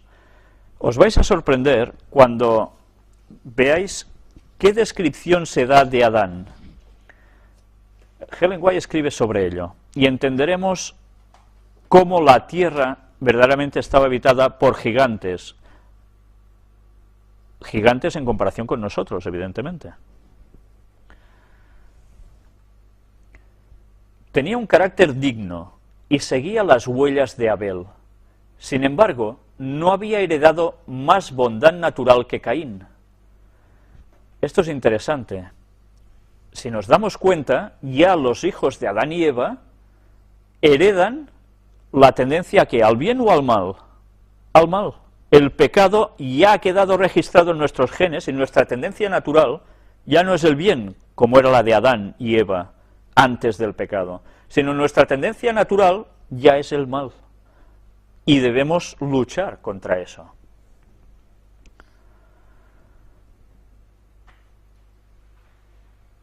Acerca de la creación de Adán se dice, a la semejanza de Dios lo hizo. Pero el hombre, después de la caída, engendró un hijo a su semejanza, conforme a su imagen. Génesis 5, 1 y 3.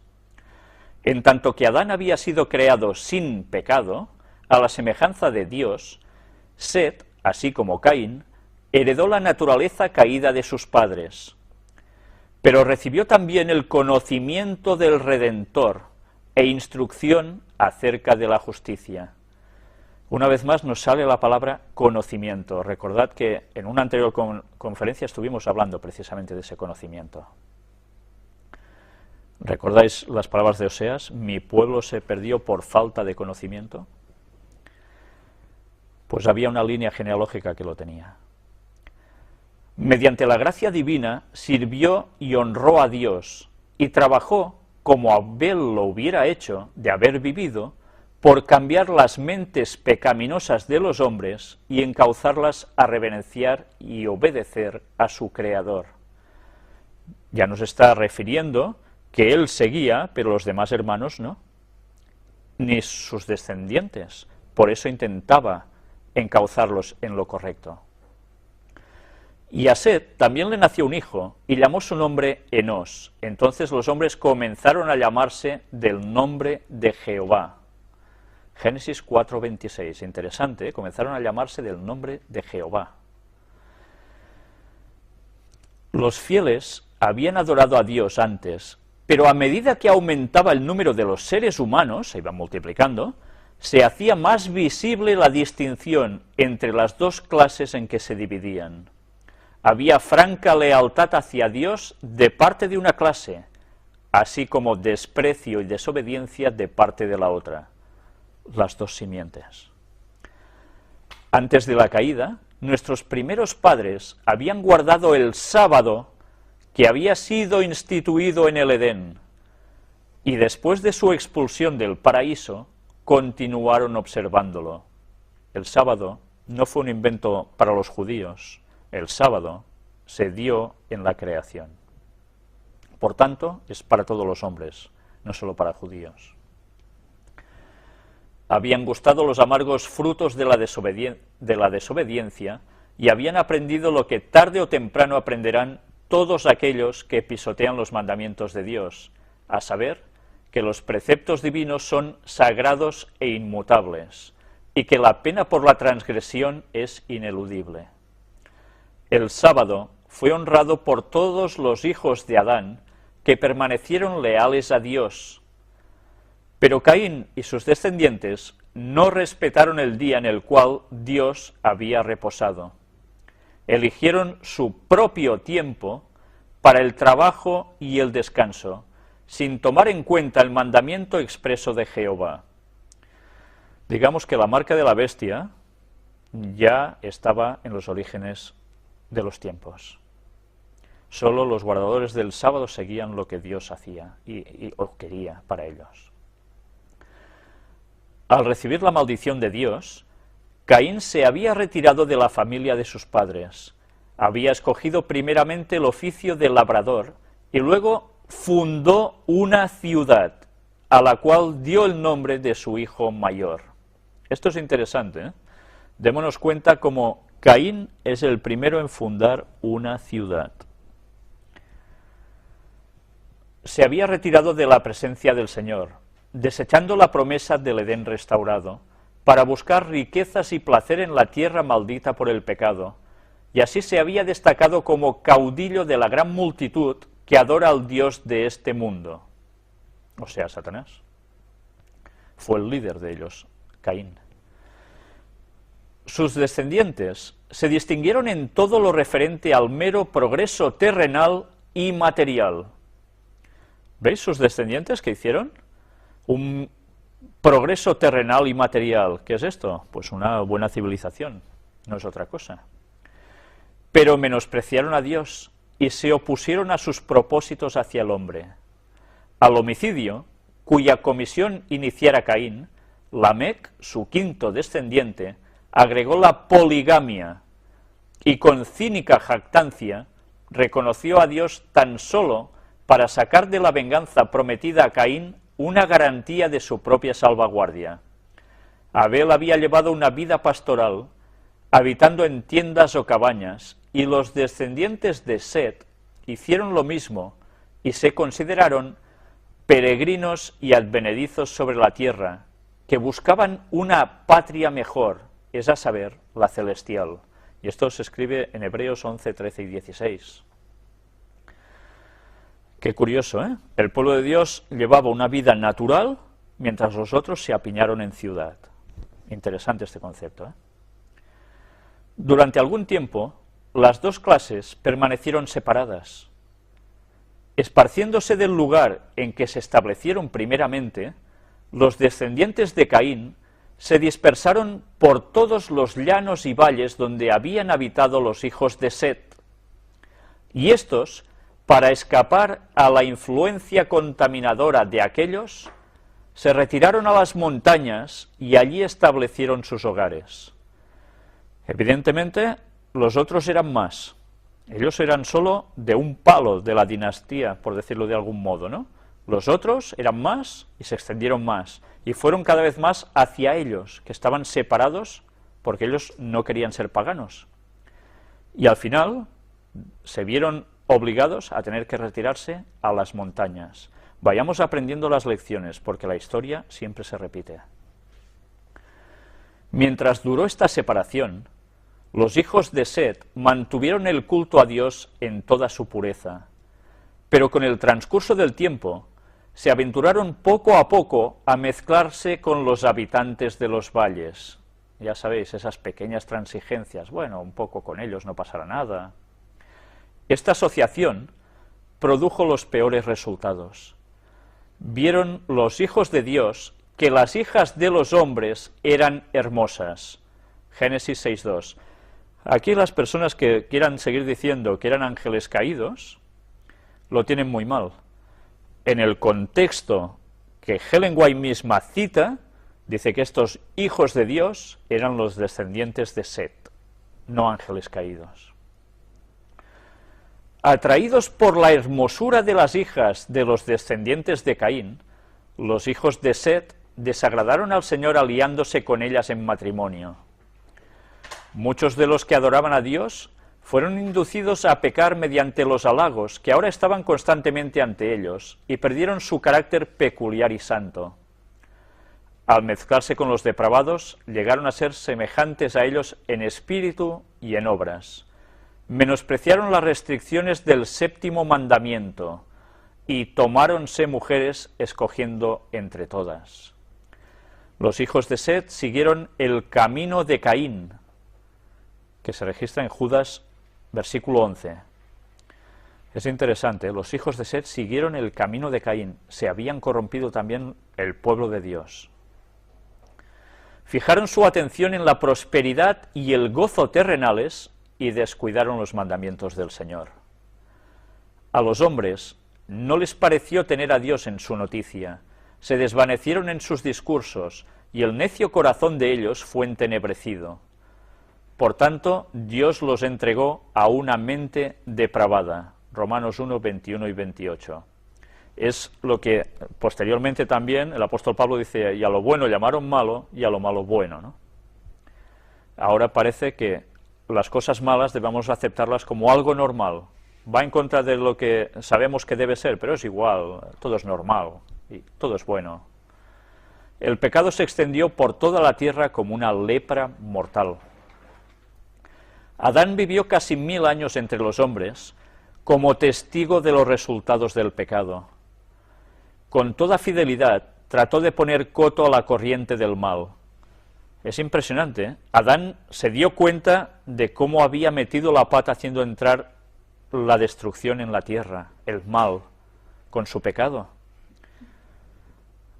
¿Y qué quiso hacer? Combatir, poniendo freno al mal.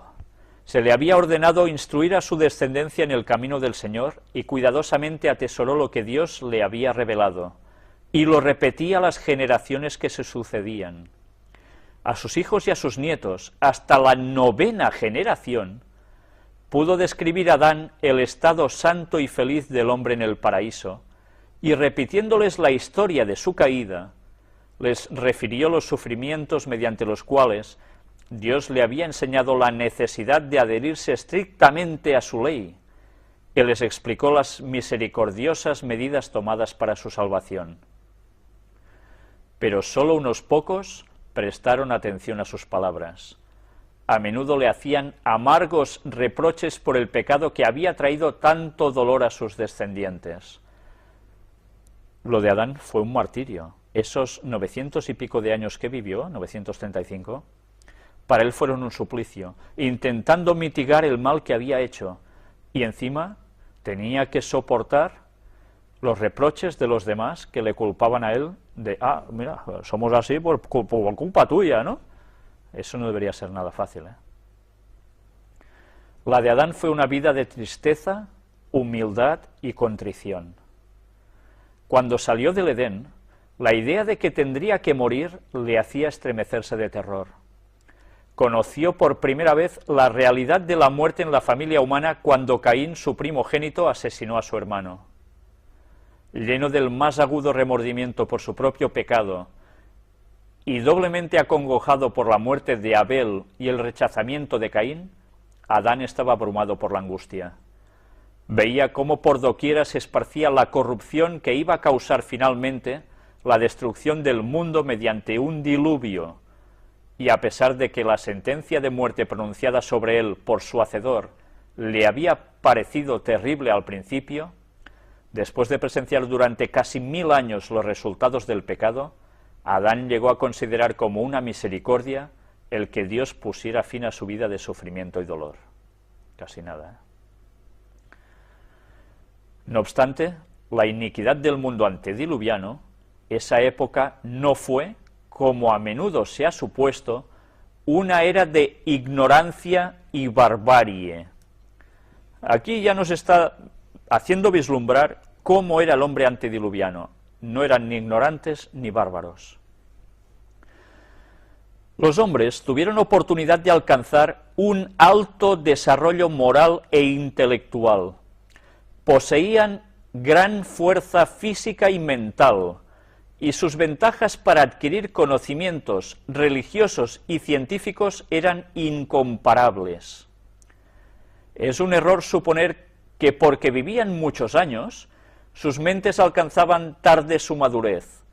Sus facultades mentales se desarrollaban temprano, y los que abrigaban el temor de Dios y vivían en armonía con su voluntad, continuaban aumentando en conocimiento y en sabiduría durante toda su vida. Si pudieran compararse con los antediluvianos de la misma edad, los más ilustres eruditos de nuestros tiempos parecerían muy inferiores en vigor mental y físico.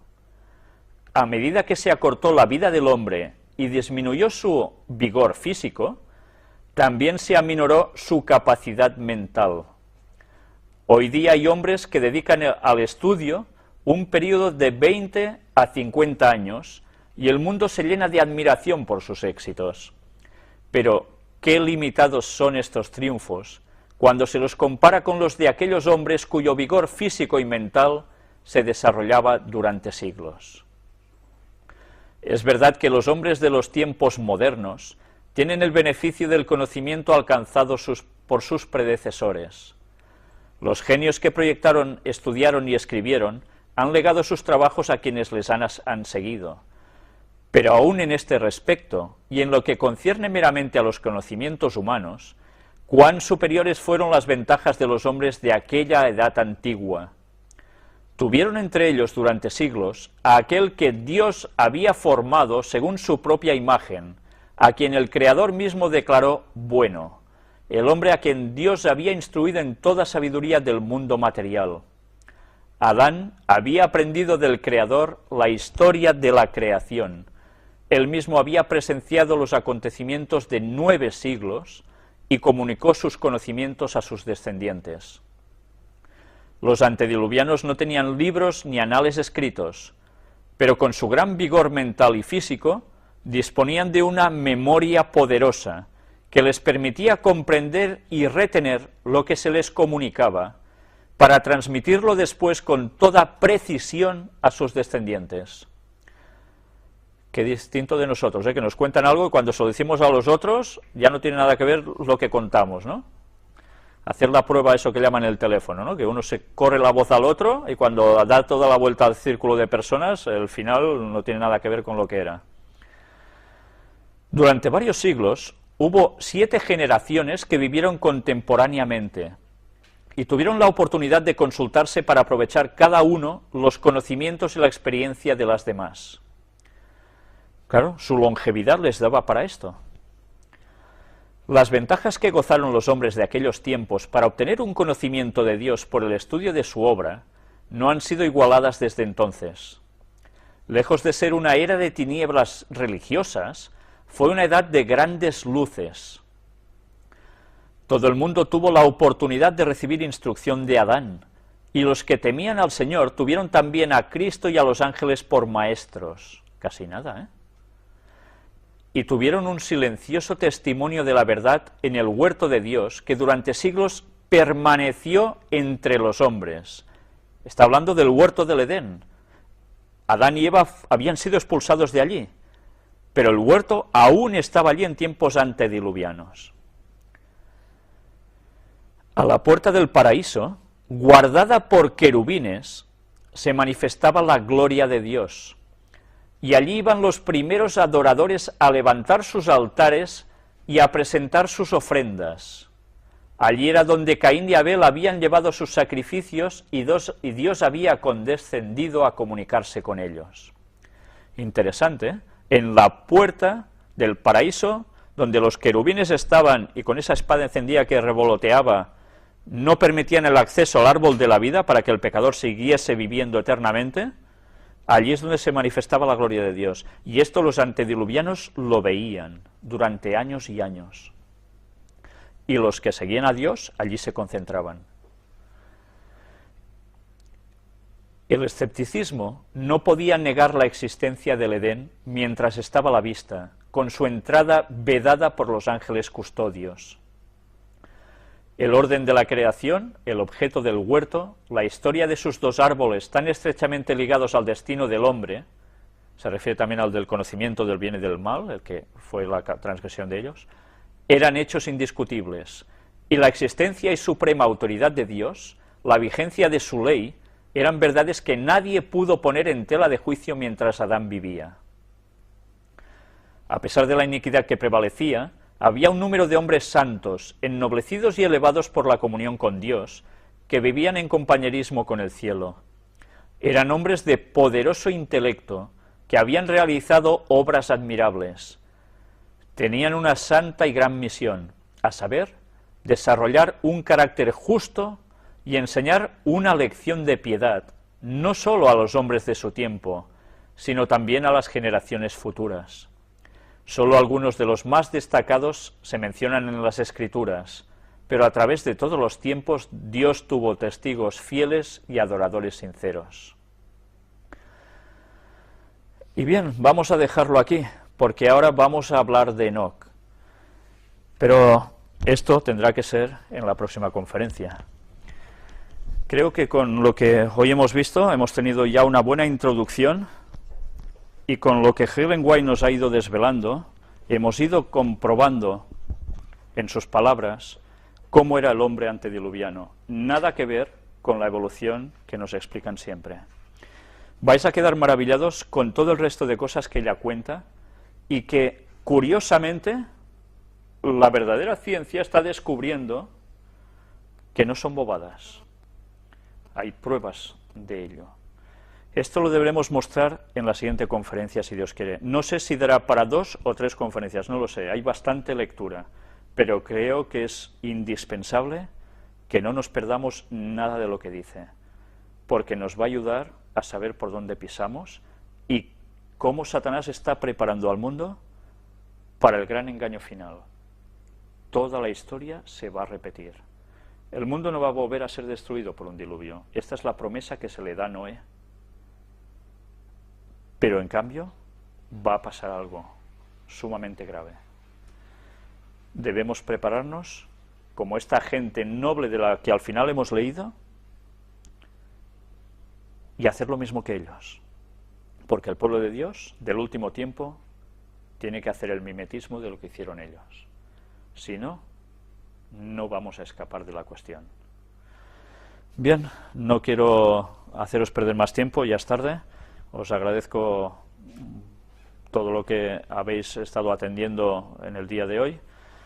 Y bien, ya os remito, si Dios quiere, a la próxima semana para seguir con no el desenlace, porque aún va a tardar un poco, pero sí con la continuación de este tema que realmente cambia el paradigma mental que nos han impuesto durante años desde pequeños, que tanto se ha trabajado en las escuelas y con un propósito: apartarnos de Dios. Pues nada más, muchas gracias por vuestra atención y que Dios os bendiga.